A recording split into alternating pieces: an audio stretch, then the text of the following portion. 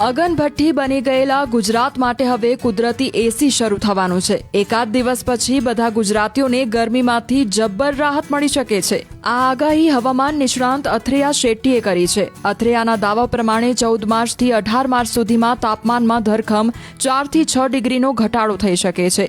હળવું વાદળછાયું વાતાવરણ પણ છવાઈ શકે છે। હાલ આગ ઝરતી ગરમીનું કારણ અરબ સાગરનું એન્ટી સાયક્લોન છે। એ એન્ટી સાયક્લોનના કારણે પવનની દિશા બદલાઈ ગઈ।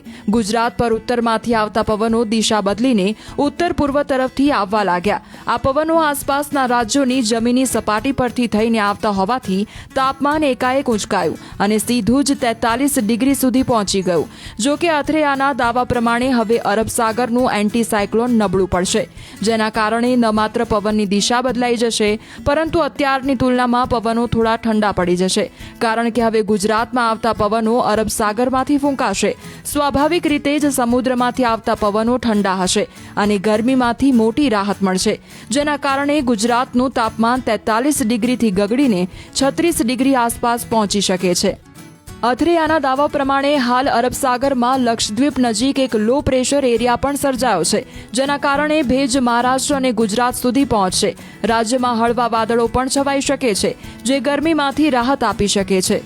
આ તરફ હવામાન નિષ્ણાંત અંબાલાલ પટેલે પણ 15 માર્ચથી ગરમીમાં રાહત મળવાની આગાહી કરી છે। સાથે જ હળવા માવઠાની પણ આશંકા વ્યક્ત કરી છે।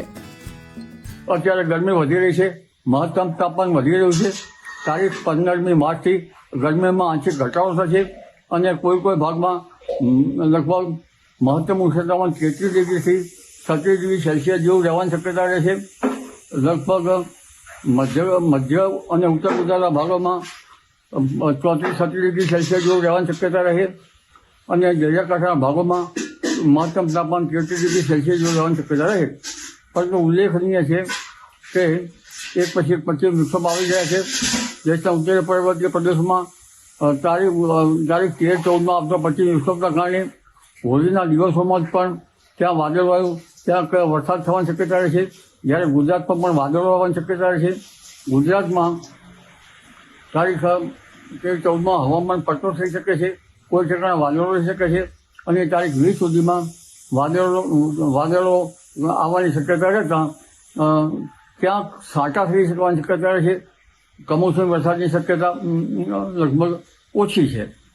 આમ છતાં આ હોળીના દિવસે આ વખતે પવનની ગતિ વધારે છે। મધ્યપ્રદેશના પૂર્વીય ભાગોમાં હવામાનમાં પલટો આવશે, એટલે હવે એક પછી આવતા હવામાનના પડતા આ વખતે અલગ પ્રકારના છે। ક્યાંક પૂર્વમાં તો ક્યાંક પશ્ચિમમાં તો ક્યાંક દક્ષિણમાં અને વિવિધ ભાગમાં હવામાનમાં પલટાવ છે, પણ દક્ષિણ ભારતમાં ભારે વરસાદ થવાની શક્યતા રહેશે।